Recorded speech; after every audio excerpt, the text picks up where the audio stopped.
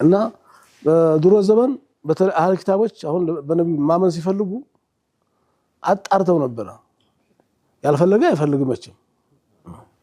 የሚፈልጉ ሰው ደግሞ አይቸኩ 80% ምልክቱን አግኝተው 20 ስለጎደላቸው አያምኑም ለምሳሌ ሰልማን ፋሪስ ብንወስድ አግኝቷል እኮ 80%ን አግኝቷል ተዛም በላይ 90ውን አግኝቷል 10 ናት የጎደለችው ያቺስ ትጎለው ነብዩ አወቁበትና ያችን እንዲያሟላ አደረጉለት ተከሻቸውን ከፍተው አሳዩት ሱብሃንአላህ መልክ አለዛ ሱሐቦች ሙሃጅሮች ዙራውን ከበዋቸው ነብይ እንዲሆኑ ያቃል ሁለት ምልክቶችን አይቷል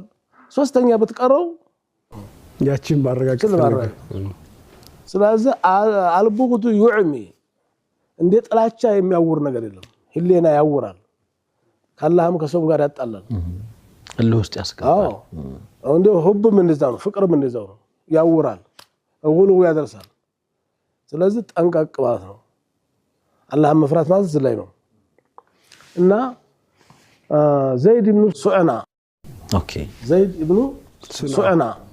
ሱዕና አዎ ሱዕና حبر من احبار اليهود ከአይሁዶች ውስጥ ሊቅ የሆነ ምሁር ነው ኦኬ ነገር ሃይማኖት ማለት ነው ኦኬ እና ነብዩ ሰለላሁ ዐለይሂ ወሰለም በአንድ ወቅት የተቸገሩ ሰዎች መርዳት ፈልገው